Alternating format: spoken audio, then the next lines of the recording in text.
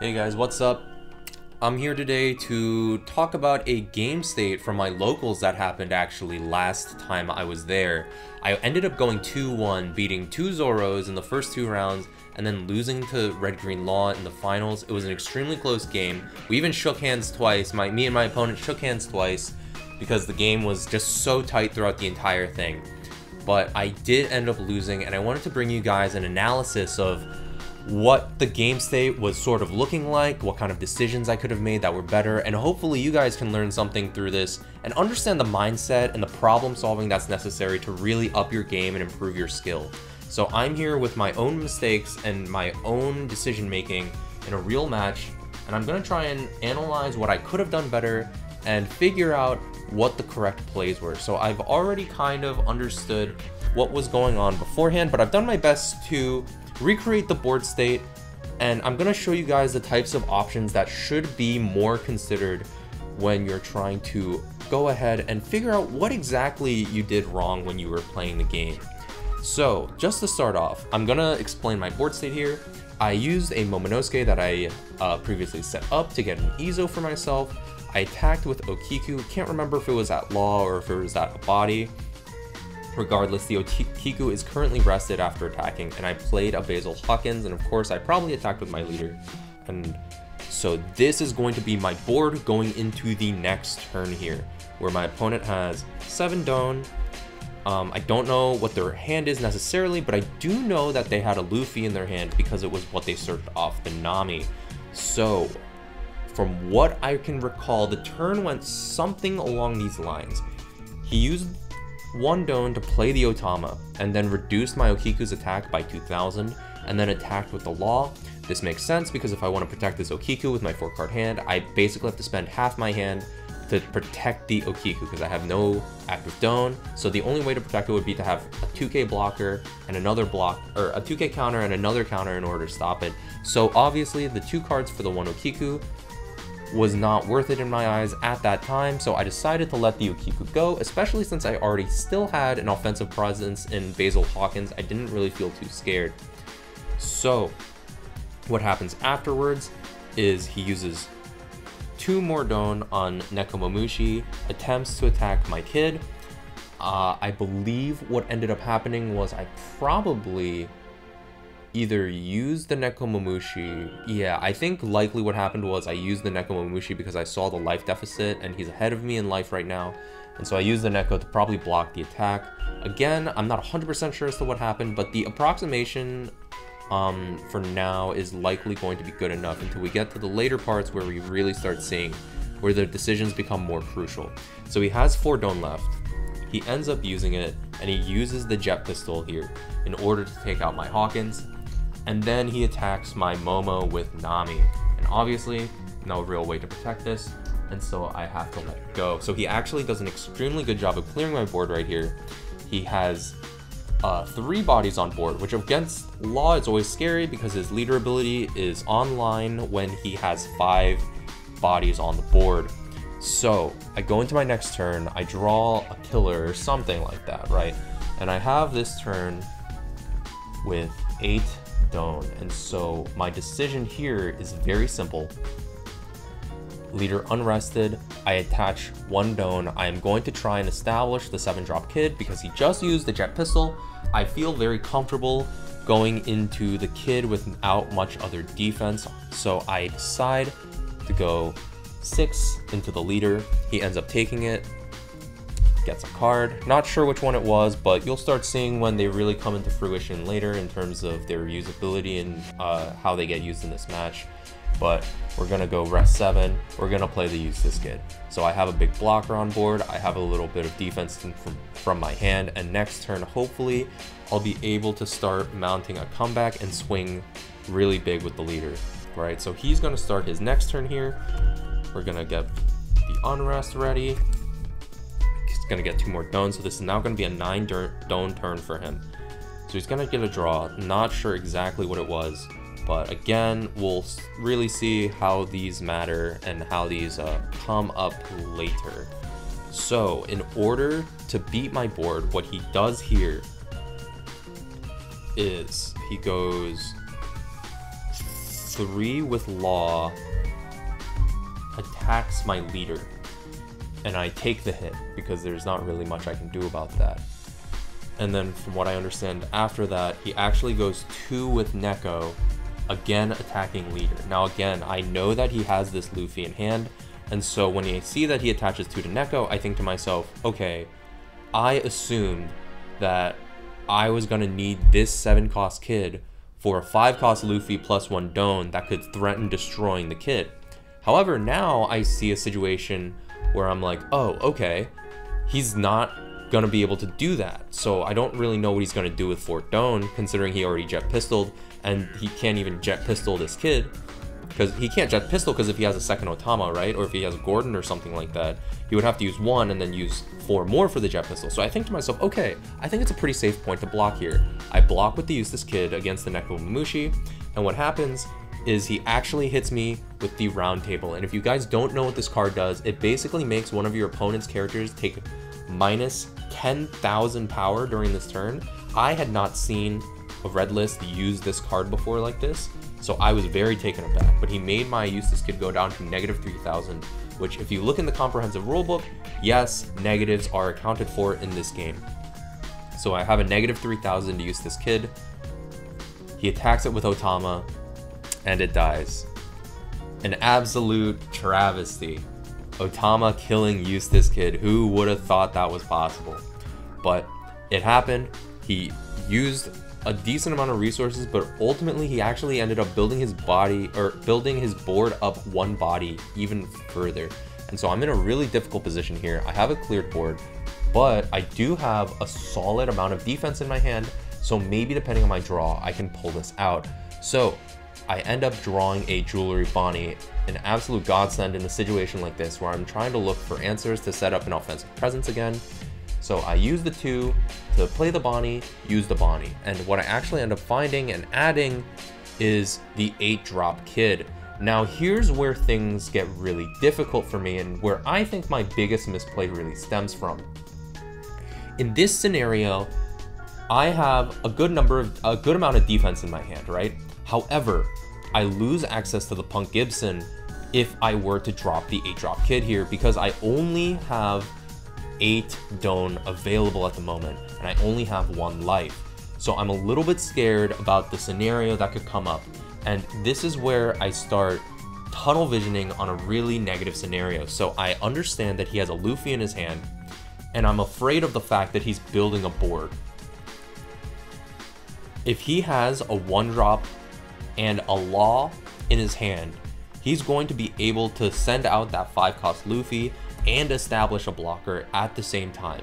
And that to me is so terrifying. I do not want to deal with a board like that at all, as well as use the Law to get the Nami to search possibly another card, maybe even a Zoro, which I'm assuming he probably already had in his hand based on the course of the game. Not too sure, but regardless, I'm preparing for a worst case scenario in which he can attack with Nekomamushi, Trafalgar Law, Luffy, and Zoro in the same turn, and I am concerned that if I drop the Eustace Kid, I will not have the defense necessary to take the game. So what I opt to do instead, fearing that board, is I actually attach 3 to Kid, I reserve 3 for the Restand, and I reserve 2 for the Punk Gibson. I swing over the Otama to attack it. The reason I chose Otama was because I considered the possibility that he adds the Otama to his hand for another 2k counter, re-adding it for something like the Trafalgar Law or something of the sort, not too sure. I wasn't really thinking about it too specifically at the time. But I go for the Restand, and trying to keep as much defensive power in my hand as possible, I get rid of the only card in my hand that does not have a counter value, which is the Eustace Kid. And so what I do here is I decide to go for a little bit more damage. He takes it, and the reason I chose for the damage here is because he has 1 life left. I'm thinking to myself, okay, if I can swing twice for 12k, I can win the game next turn. And even if I can't, maybe, just maybe, I'll be able to have enough defense in my hand to last 1 more turn and then take the game. And that was my mindset going into that decision right there. I've cleared the board so he has no access to a law play, and I did a little bit of damage to set him up for a lethal position next turn should he not have a blocker. What ends up happening is we go into the restand phase.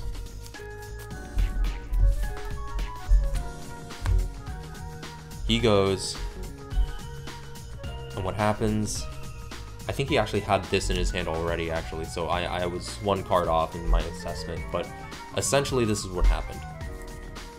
Put 1 on law, attacked. Of course, I'm gonna block it. He has 9 Don remaining.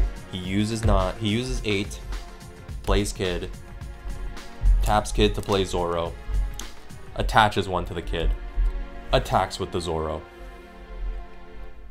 And what am I to do other than, of course, drop the killer? He attacks the Bonnie with the Neko. I cannot protect it. The turn goes on. Here's what happens. I think to myself, okay, he has this Kid. I need to get rid of it. So the only way to do anything is to swing huge with my Eustace Kid, but can I survive the next turn knowing that he has the Luffy in hand? I consider going 12k by attaching 7 Don to the Eustace Kid so that he has basically no chance of protecting his 8 drop at this point in time. I decide that I need to save 2 more because if I don't have the Punk Gibson in hand, I will die. So I go 10. He blocks with Robin and Brooke. I try again. I swing. He has Radical Beam, and as you can guess, Kid is alive. He has a Zoro. He has a Luffy. I lost. So we're gonna go reset the scenario now and see what else I could have done, because the play by ditching my 8-cost Kid was a huge mistake, and it might have been really obvious to people in the moment, but I felt like there was a line of logic that made sense to me at the time. So we're gonna try and see and assess, right, whether or not I needed to do something else. So the Atama was on board. He probably had these in hand. I don't know what he drew. He probably drew that. Not sure. So my board at the time, all the Don available to me, but I have 2 rested. So let's think about what I was worried about here, right? I was worried about the idea that he was going to have a 5-cost law. I was worried about the idea that he was going to get 4 attacks in, right? Because I was afraid of some sort of like 1 cost on the board. And then I was afraid of a law appearing. So what I was scared of, right, was he was going to do something like this, where he plays 1, goes 5, to play this law, get this Nami, play this Zoro, goes like Nekomamushi, attack for 2, and then he, then he rests the 2 Don, brings it to hand, and then plays the Luffy. I was scared of something like that occurring, right? And so he would have 4 attacks. He would have... But here's the thing, guys. If I were to play 8-drop Kid in this situation, if I were to play 8-drop Kid, first of all, I was scared that maybe he would bounce Otama to his hand or something, play Otama, and then Jet Pistol me. But I have to remember that he already used the Jet Pistol in the round table before. It's very unlikely that that would happen. So I don't have to worry about the 8-drop Kid getting killed. And I also don't have to worry about my character, my leader, getting killed, because I was scared he had 4 attacks. And if I had no Punk Gibson, I would only have 3 cards to play. However, here's the reality of the situation. Even if it was the worst case scenario possible, in which he had a board like this set up, he was able to attach 2 to Nekomamushi and then attack for 5. I would block. He attacks with Zoro for 5 because he would have to. I would block. He attacks with Leader for 5 because he has to. I will block. And then he uses 2 more to play Luffy, swapping the Neko from the board to the field, and then he attacks for 6. I would not die. And so I would be not dead, still have the Punk Gibson in hand, get another card from my life total, and then be able to, I believe actually one of these cards should probably just be here. I would be able to survive a turn and then be able to see what I can do from there. My next draw is going to be something like a Nekomamushi. So given this board state, I was afraid of something like this happening. But here's the reality, guys. Here are the facts. If he were to do something like that, and maybe the Bonnie would be dead too, because if he attacked with the Nami, you know, obviously the situation would change. If I'm able to stick this Eustace kid, and I already know that he's used his jet pistol and he's used the round table, he would have to have a very, very specific setup in order to beat what I have again. And so, really what I'm afraid of is the idea that Eustace kid is not enough to protect me with a Punk Gibson in my hand. Should the scenario come up where I make it to this next turn, we need to recognize what happens. I attach 1 to Eustace kid to attack. I attach probably 4 to my other Eustace kid so I can keep 2 for Punk Gibson and 3 for the restand. I go for 9. I swing. I don't know what I would kill. Maybe it would be like Luffy or Zoro. Let's say I go for Luffy, he blocks with Chopper. Let's say I restand, discard, swing again. He blocks with Law or something. I get at least 1 kill on one of these cards, as well as potentially a hit on Law, and I get to keep the Punk Gibson. So because the Punk Gibson would be able to rest Zoro, I think the best choice here would obviously be to hit the Luffy. He would probably not be able to have the resources necessary to stop the attack at the time. And I leave him with a board where I can block with one of the cards that I got potentially, assuming I got a counter there and I was able to trash the other card for the restand. I could be able to block a Zoro. I maybe would be able to stop everything else. Because at this point, what he would have to do is hard commit his board. He would have to hard commit his board while not having anything else. So if he wanted to stop my 8-drop kit with a Punk Gibson in my hand, what he would have to do then to deal with the 8-drop kid would be to overcommit on the Zoro or the Law, either one. The smarter play would be for the Law because the Punk Gibson would be able to deal with the Zoro. So, in order to beat the Law, they need to have, assuming, because I at the time didn't know that the card that I was gonna pull for my life would have been the Bonnie, so I don't know that I would have had a 1k counter, but I do know for a fact that I would have at least 4 going for me. Right, so I would have, he would have to commit at least 7 Don to deal with the Punk Gibson. So in the worst case scenario here, he goes 12 and he hits me. Or I guess the proper play is actually you go for the Zoro so that he can't Punk Gibson the next attack. I'm sorry, I mistook that earlier. But he goes 12k into the 12-drop kid. I'm able to Punk Gibson, and then, or no, sorry, I let the kid go. He uses the last 3 Don that he has, and maybe he has another Zoro, right? We're getting really, really deep into the realm of very low possibility.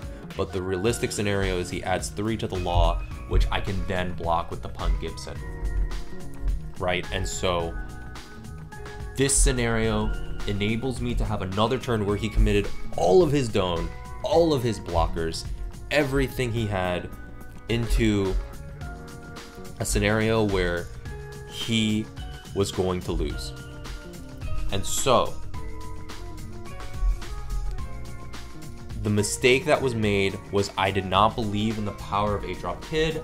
I did not believe in the defense I had other than Punk Gibson, which was a huge mistake. If you notice in the first course of events, I actually ended up wasting 4 Doan over the course of my turns, trying to keep the Punk Gibson alive.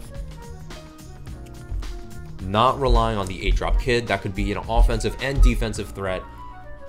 I relied on purely defense because I was scared of losing, I was scared of dying, I was scared of his board, I was scared of the potential of Law. But the reality is, I didn't think far enough. Even if he had that board, would I have died? The answer is no, because even though he would have 4 attackers, he wouldn't have attackers with high enough power to beat the rest of the defense that was in my hand. And if he were to try and stop my 8-drop kid, he would burn so many resources that it's very likely he wouldn't have any defense remaining for the rest of the game either. Even if he were to only attach 2 onto the Law and keep 1 for this Radical Beam that he ended up drawing, he would be able to stop maybe 1 attack. He would be able to stop, let's see, he would go 4, 5, 6, 7. He had 7 to 12. I mean, my kid would have gone 12k twice and still won, right?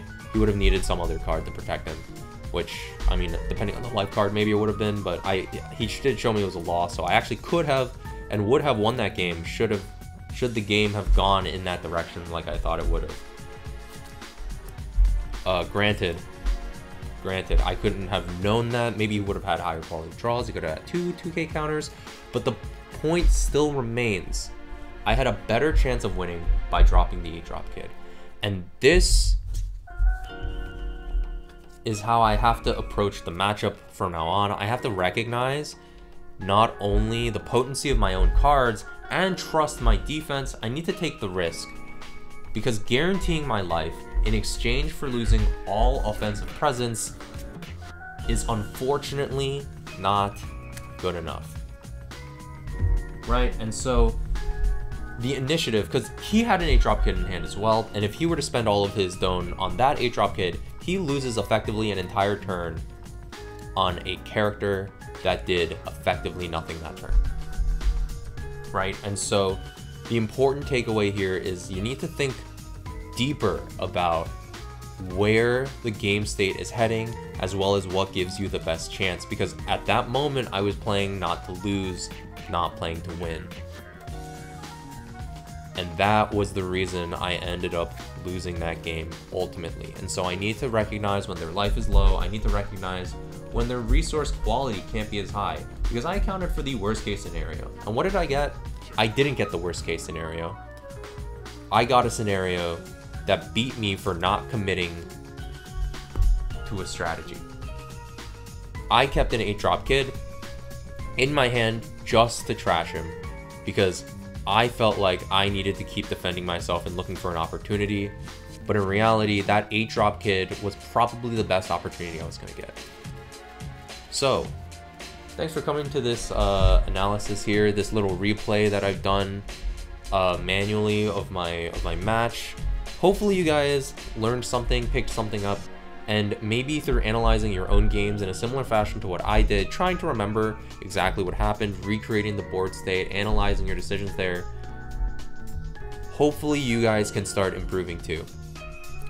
Appreciate your time. I'll be signing off.